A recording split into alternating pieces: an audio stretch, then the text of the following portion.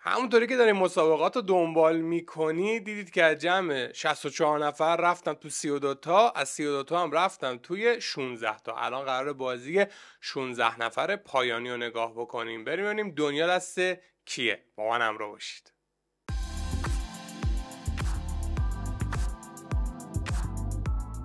خب بریم دوباره به باشگاه علی قرقزلو و مجید عزیز.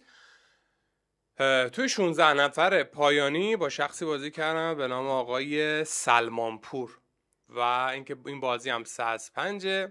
آقا تیشرت اسنوکر شو تنم، چون دارم مسابقه اسنوکر میدم، ولی کلا دیگه توی کانال بیلیارد شو این تیشرت رو تن من نمیبینید. تو مسابقه هم قاعدتا بیلیارد شو تن من نمیبینید وقتی دارم اسنوکر بازی میکنم. این یه مطلب بعدی اینه که ببینیم چه اتفاقی میفته دیگه. نمیدونم چرا با این چوب جدیده من یکم حمله ای شده. میدونی قصه چیه؟ قصه اینه که اون چیزی که دلم میخواد رو با چوب میتونم اجرا بکنم، برای همین خب میزنم، ولی موقعی که اون حسیر دست من بوده، حدسه هم دارم الان،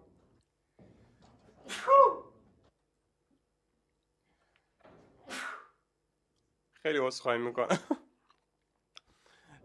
اون حسیر دست من بوده، خب معلومه نمیتونستم، یکم سیفتر بعد بازی میکردم و نگو که رفتم پشت سبز.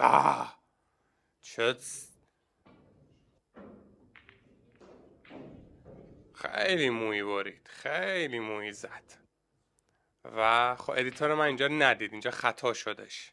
اشکال نداره بچه، من مشکلی باشه من به شما میگم دیگه. نیما از این سر میز میاد اون سر میز، از این ور میز میاد اون ور میز. اینجا یه خطا شد، به مشکی خورد یادمه، و اینکه ادیتور فراموش کرده که این کار انجام بده. افتاد؟ واه نیافتاد.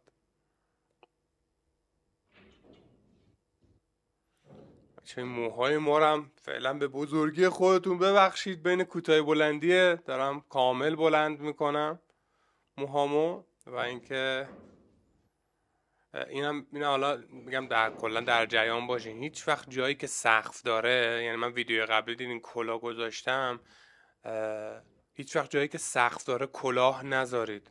مثلا اگه میخوای موهاتون و پیازچه موهاتون رو نابود بکنید، ریشه موهاتون رو نابود بکنید، کلاه بذارید سرتون.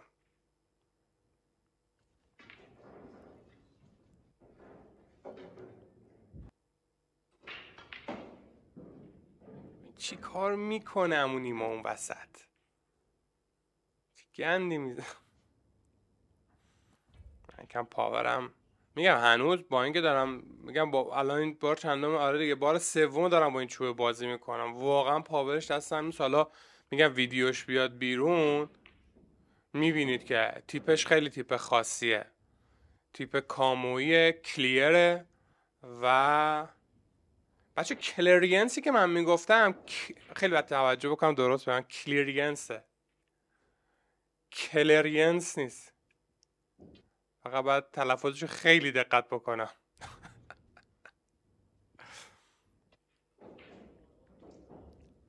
و تا اینجا 29-7 فریم اوله.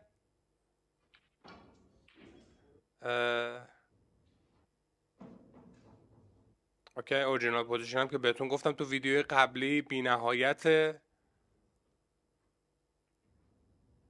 ولی خب نه دیگه، برای من که دیگه بعد بار دیگه دوم سوم در میام دیگه، قاعدتا یادم میمونه که کجا ضربه زدم. کلا یه چیزی در رابطه با مسابقه به شما بگم، مسابقه رفتن مخصوصا با افرادی که قوی تر از خودتون هم هستن، اولا که اعتماد به نفستون رو میبره بالا، دو سعی کنید واقعا مسابقات هفتگی و حالا هر باشگاهی که این همه باشگاه من دارم میرم به شما معرفی میکنم، همه این باشگاه مسابقات هفتگی دارن. اون دستمالی هم که دست من الان میبینید دارم چوام تمیز کنم، اون دستمال نانوه. یه لحظه اینجا هم ببینید بعد در تو مسابقات صحبت میکنم. ببین جان کن، من اولیشو میزنم، نگاه میکنم با چه فاصله رچه قیافه منو دیدی؟ ببین دقیقا یادم میمونه کجا زدم، توپو به من میده، یه نمه سایدشو بیشتر کردم با پاور. واه به این بازم نزدیکتر.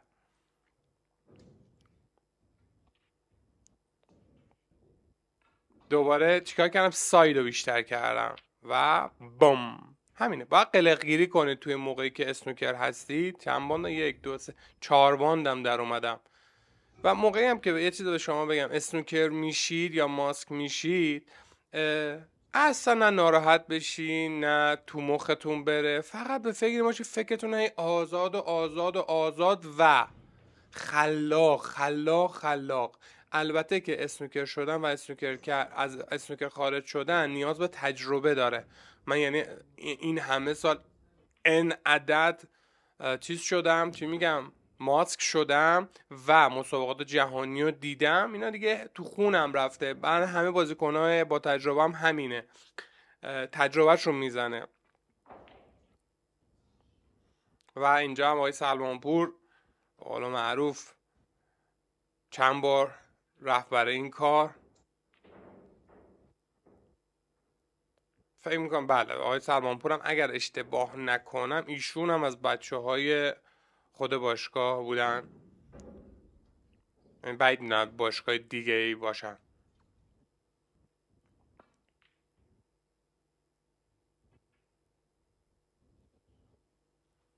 بریم ببینیم که چه اتفاقاتی رقم میخوره. و فقط لایک کامنت سابسکرایب هم فراموش نشه. یه کلی کار جدید میخوام انجام بدم، نیاز به حمایت شما هستش. واقعا این زحمتی که من برای بیلیارد شو اسنوکر شو دارم میکشم و 1/100 اگر کانال یا روی موضوع دیگه بود قاعدتا ویو هامون خیلی فرق میکرد، ولی همینی که هست لطف کنید که هر تعدادی که هستیم لطف کنید که با لایک و کامنت و سابسکرایب تمام تلاشمون رو بکنیم که این کانال ها بیشتر دیده بشن، که منم انگیزه بگیرم بتونم ایده پردازی بکنم. چون من کلا یه نفرم و یه تیم عزیز 10 نفره ادیتور که داریم. باشه خیلی هم چند بپرسیم میگه آقا این 10 نفر ادیتور چی کار دارن میکنن؟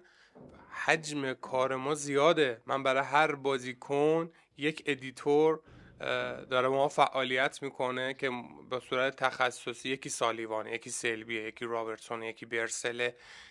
از اون طرف بازیکن‌های پاکت بیلیارد اضافه شدن دونه به دونه، میدونی، چون یه نفر 2 نفر که نمیتونن این همه بازیکن رو ساپورت بکنن.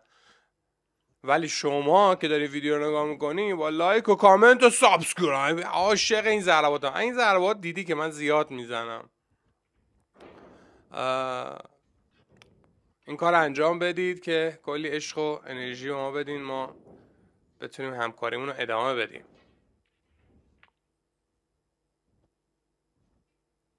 نه ببین یه چیز بگم، کیوبال نباید اینجا که الان من اومدم بیاد، باید بیاد تو منطقه بریک بیلدینگ. منطقه بریک بیلدینگ هم یه بار بهت گفتم کجاست. از توپ زرد یه خط بکش به سمت توپ مشکی صاف، از سبزم یه خط بکش تا سمت مشکی، اون وسط یه مستطیل شکل میگیره دیگه. شما باید اکثر اوقات کیوبالت توی این محدوده باشه که بهش میگن محدوده بریک بیلدینگ. محدوده هستش که شما تو بهترین پوزیشن ممکن قرار میگیرید.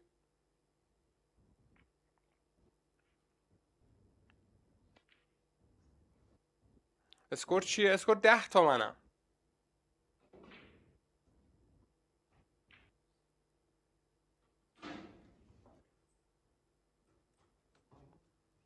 باشه یه نکته توی این سه تا بازی من هست، ببینم کسی میتونه کامنت بکنه. آخر ویدیو میگم چیه ها، ولی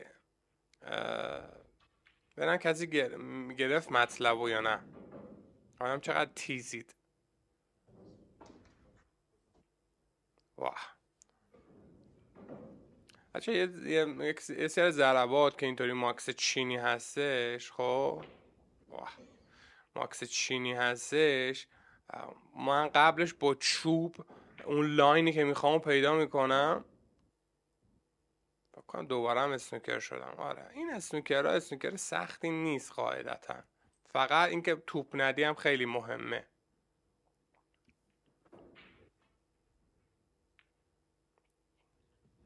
یه چیز خوبه دیگه هم به شما یاد بدم بچه ها.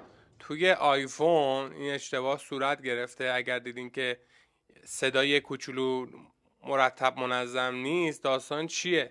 دیدین وقتی میخوای صداتو ایزوله بکنی که فقط صدای خودت بره برای مخاطبت. بذار من اینو چیکار کردم اینجا رو. من اینا رو با باند میزنم معمولا، با اینم با بانده. نه بد زدم. بعد خیلی دقیق بزنید. من بد زدم اینو. اسکور 10 تا. عرضم به حضور گرامتون که دیدین صداتون رو ایزوله میکنید که فقط صدای خودتون بره. یه دونه صدای ایزوله داره، یه دونه استاندارد داره، یه حالت دیگه هم داره. اوکی، من برای گوشیمو گرفتم ایزوله کردم. نگو این داستان ایزوله کردن روی صدا هم تاثیر میذاره، یعنی فقط صداهای بلند رو ضبط میکنه. باریکلا. و بچه یه چیزی بگم، اسکور رو چون اونجا 7 تا اشتباه حساب کرد، الان 7 و 5 12 تا منم رفقا. الان 8 تا اسکوره.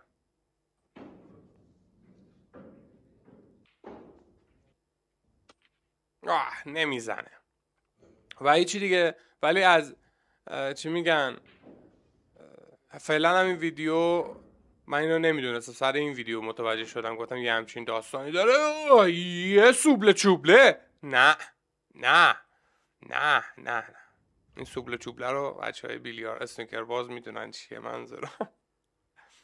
خب ببین، همیشه توی این بازی توجه کنین که توپا کجاست. اینجا رو ببین، ریزکاری رو ببین، منبتکاری رو ببین. ببین سیف کردن نباید شما کار شق القمر بکنید که. باریکلا چقدر خوب زد، چقدر خوب زد. کیوبالو این کجا نگه داشت، چسبیده بود آبیه. باریکلا. ببین صورتی مخصوصا برای منی که الان اسکورمنم، اینو شانسی زدم، عذرخواهی هم کردم. از خوش. باریکلا. صورتی ناکن تو پاکت، من باید خیلی دقت بکنم.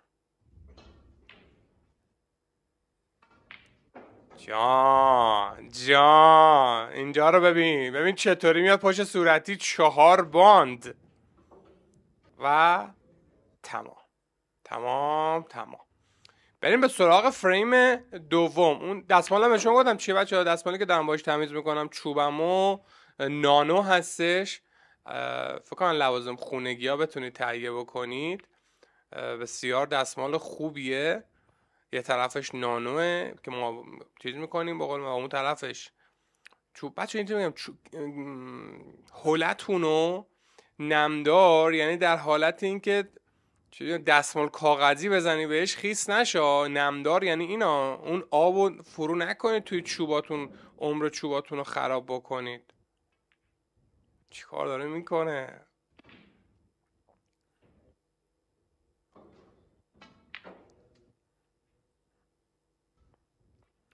بعد اینجا هنوزم لباسام آماده نشده بود که بپوشم. انشالله از این هفته بریم مسابقه با لباسهای جدید، در خدمتون هستیم.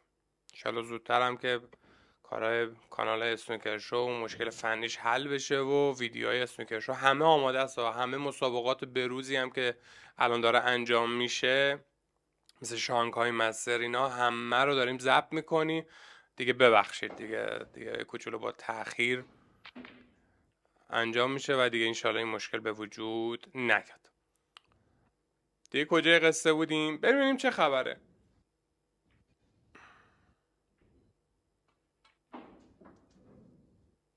واقعا پاورم اصلا چوبه دستم نیست. ببین چی کار میکنم، تلق و طلوق. تو حالا تو آنباکس چوبم تیپمو میبینید، تیپ خیلی عجیب غریبه.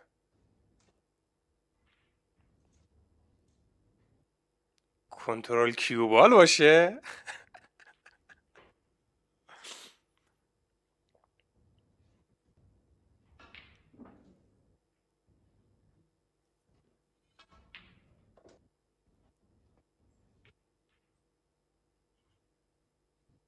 بچه میدونین چرا اینجا نیفتاد؟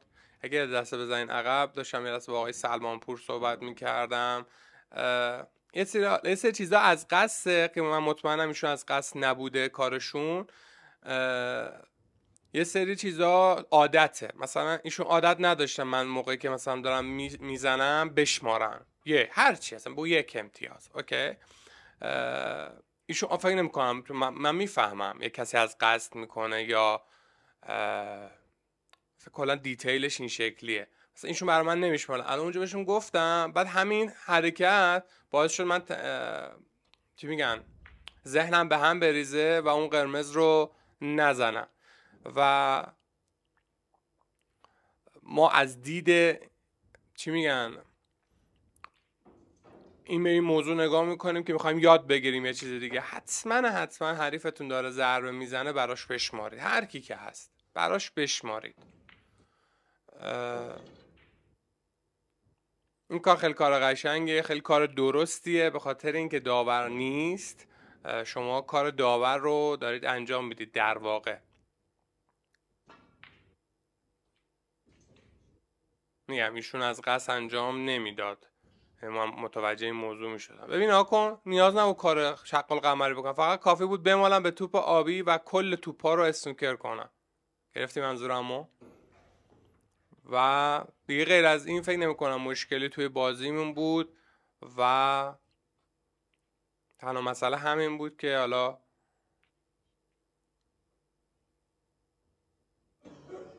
بعد گفته میشد.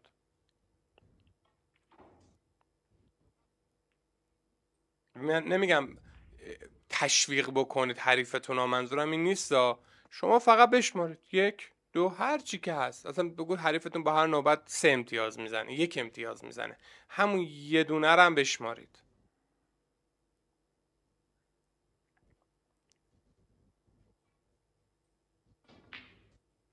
باریکلا.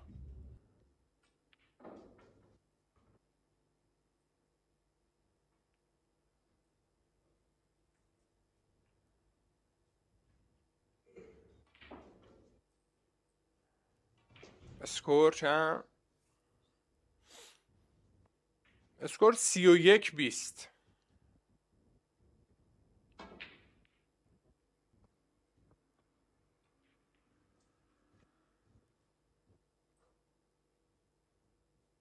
چون یکی از دلایلی که مسابقاتی هم شرکت میکنم که این اولا که با باشگاه جدید، باشگاه نه حالا جدید منظورم که با باشگاه آشنا بشید، اون باشگاه علی جدید نیستش، با باشگاه آشنا بشید، با بازیکن ها آشنا بشید.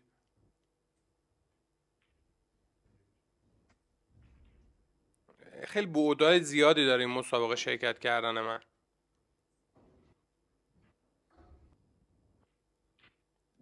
ببر دیگه، تو داری میبری دیگه، انقدر از این ضرباتم بدم میاد که میتونم بندازم اما نمیندازم، خیلی بد تو مخ من میره.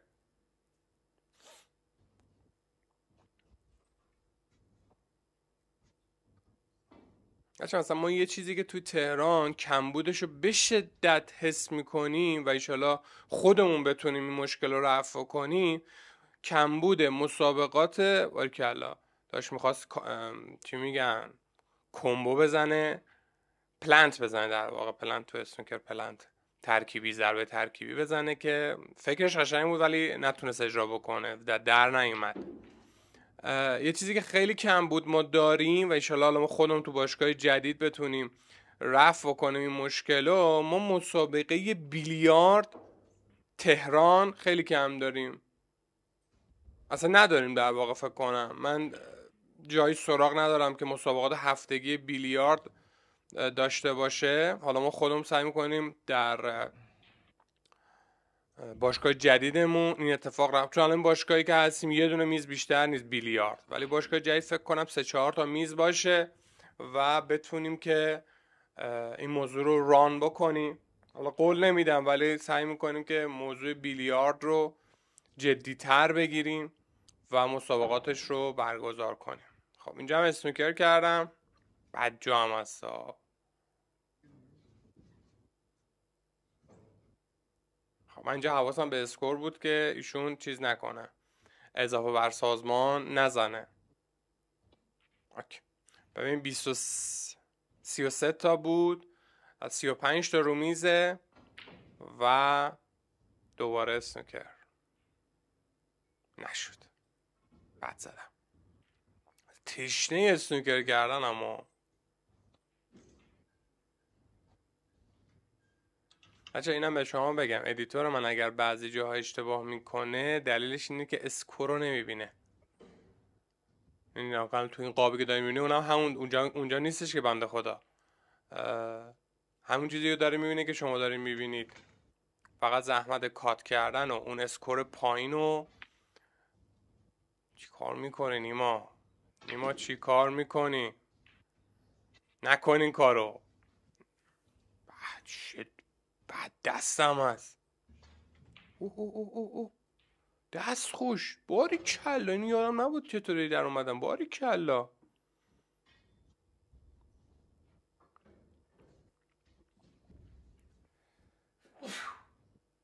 بچه من چقدر عدسه میکنم. سرما هم نخوردم. شما قرمز رو دوست داشتین رفقا یا نه؟ واه اینجا هم یه زردی میزنیم که دیگه خیلی خوش شانسیه دیگه. زرد فریم بالی بود چون پشت توپای بعدی وایستاد و این فریم رو قبول میکنه آقای سلمان پور. بریم به سراغ فریم سوم، ببینیم که تو فریم سوم چه اتفاقی رقم میخوره. قطعا تا الان لایک کردی، کامنت گذاشتی و سابسکرایب کردی. دوستم داشتی بفرست برای دوستای اسنوکر باز و بیلیارد بازت.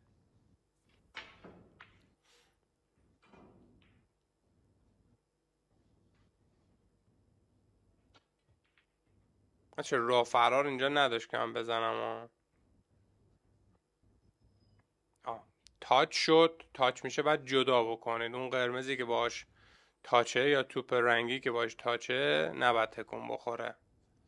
خب ریسک نمیکنه، فقط میچسبونه به توپای قرمز. باریکلا. باز هم تاچ شد. من تو تاچ ها فقط به دنبال اسنوکر کردنم که شد.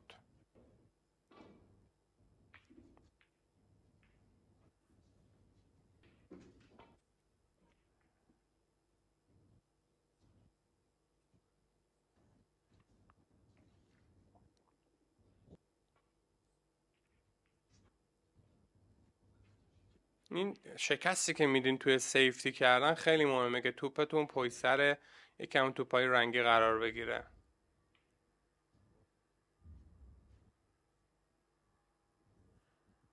اصلا اون نکته ای که حائز اهمیت رو نوشتین دیگه یا نه؟ این نکته ای داشته تو این 3 تا ویدیویی که من 3 تا بازی که فعلا داریم با هم تماشا میکنیم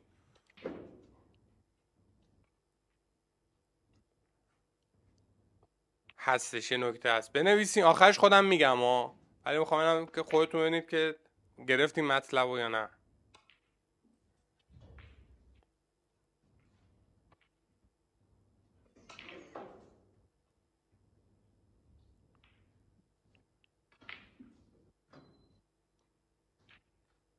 خب اینجا فول بال بود صورتی. توی فول بال یه کوچولو افت و شکستم که با اف زیر بتونم 2 تا قرمزا رو بگیرم.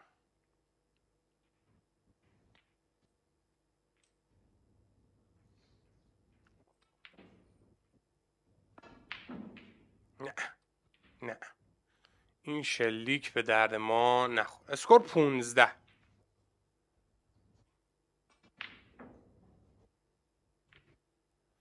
اسکور تا اینجا 15 تا 2 هیچ به نفع من.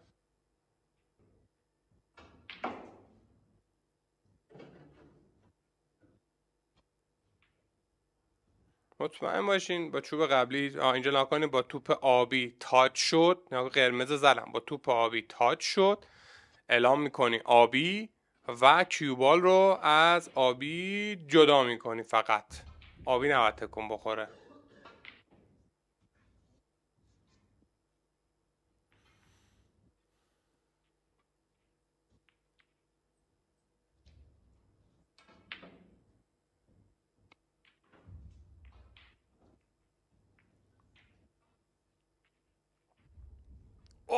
اینجا رو دیدی چی شد؟ دیدی چه فراری کرد کیوبا؟ وای وای وای وای وای بزن عقب. ببین از کجا فرار کرد. من تمام تلاشمو میکنم ویدیو رو عقب نزنم، ولی دوست داشتی خودت میتونی بزنی عقب. حمله بیجام نکنه تو بازی، الکی خودتون رو لاکار قرار ندید که به درد سر بیافتید.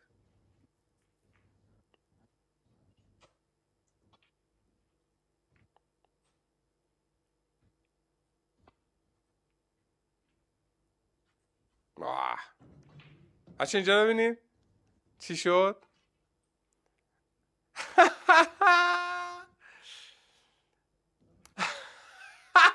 من ندیدم.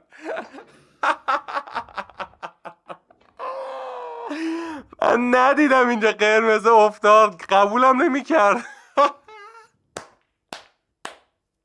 قبولم نمیکردم که افتاده. یه خدای چرا بازیکن نمیره بزنه؟ چطوری اون افتاد؟ خیلی برام عجیب بود.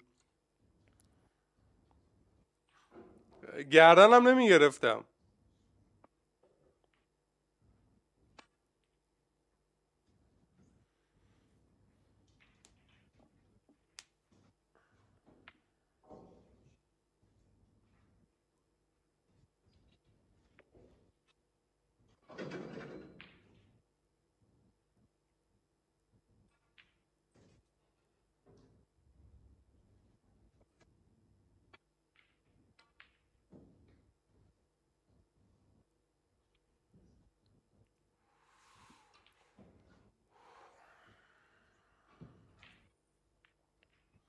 خب اسکور هیچ اتفاق خاصی نیفتاده، همون 17 تاست.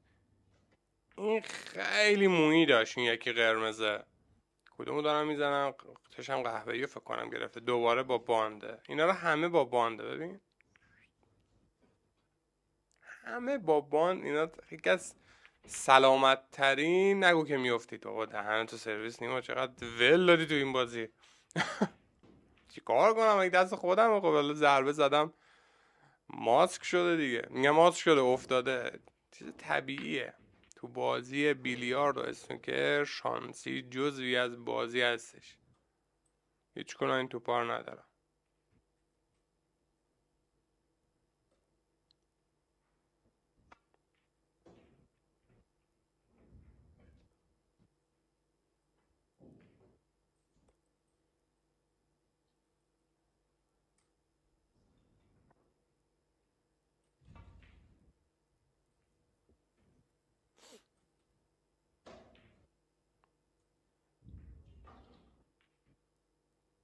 فولبال بوده. یعنی بگو یه سر سوزن اگر شکست داشته باشه اون کلا.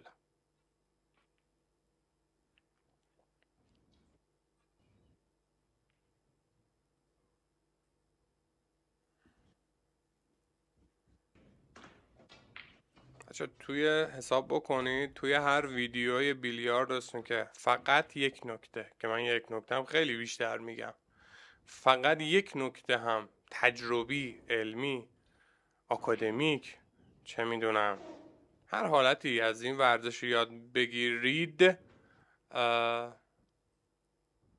تو سالش میشه 366 نکته. فقط یک نکته یا قطعا تو هر ویدیو 2 نکته بیشتره.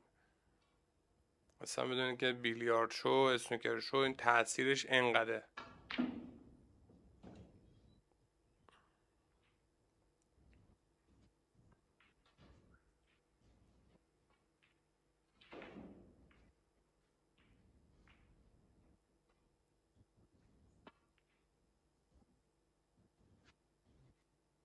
خب اسکور چیه؟ اسکور 11-34.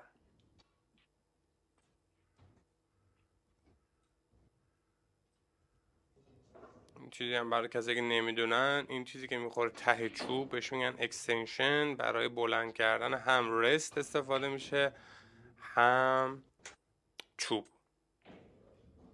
تو مسابقات جهانی هم چوب بلند ندارن، همشون رست هایی هستن که اکستنشن خوردن. کلا اینجا نزدیک میکنه خودش آقای سلمانپور. 34-27. اسکورمون هم درسته. 7 تا اینجا اختلاف داریم با هم دیگه. بله بله. نیما با چوب جدید حمله ای شده.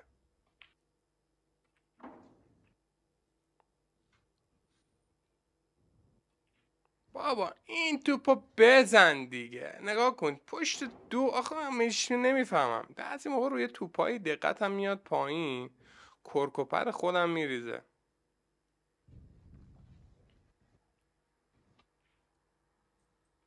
ماسک شدم.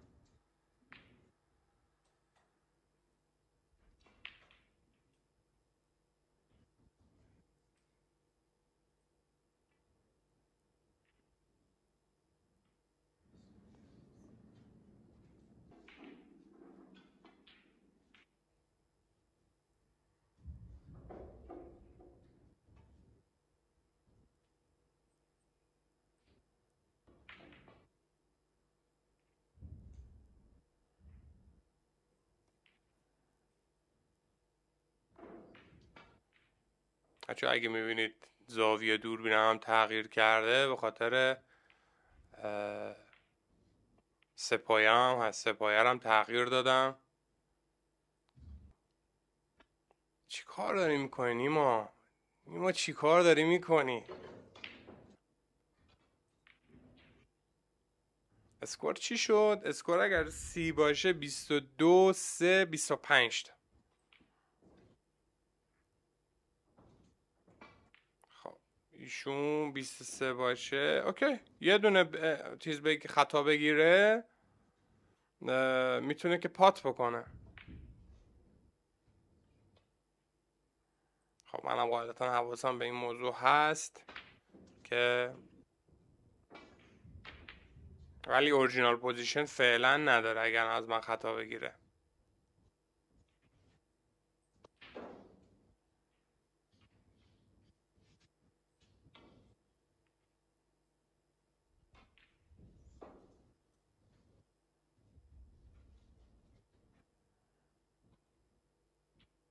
لرزش دوربین رو من نفهمیدم برای چه کسی بهش نخورده بود که. شاید صندلی رو دست دادم. نمیدونم داستانش چیه. آبی رو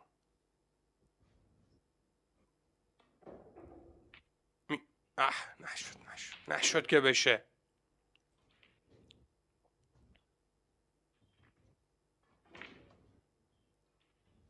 گرفت اسنوکر رو گرفت. نه به این آبی توجه کنید.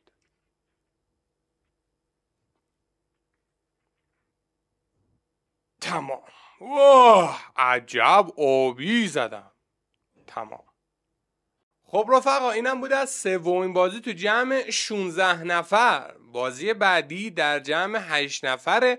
نکته‌ای که آخرش میخواستم به شما بگم اونم اینه که چه تو این 3 تا بازی که انجام شد من 1 فریم هم هنوز ندادم. این خیلی جالبه که نه بهش دقت کرده بودین یا که نه. امیدوارم که از این ویدیو هم لذت برده باشین. لایک، کامنت، سابسکرایب فراموش نشه و بفرستید برای دوستای بیلیارد باز و اسنوکر بازتون. دوستتون دارم. تا یه شب دیگه، یه ویدیوی دیگه. فعلا خداحافظ. عکس هایی که دارین مشاهده میکنید خدماتی هستش که میتونید از بیلیارد شو دریافت بکنید. پکیج آموزش تصویری بیلیارد و اسنوکر، شرکت در کلاس های حضوری و در آخر فروش کلیه لوازم جانبی بیلیارد و اسنوکر. لینک کلیه موارد توی دیسکریپشن موجود هستش.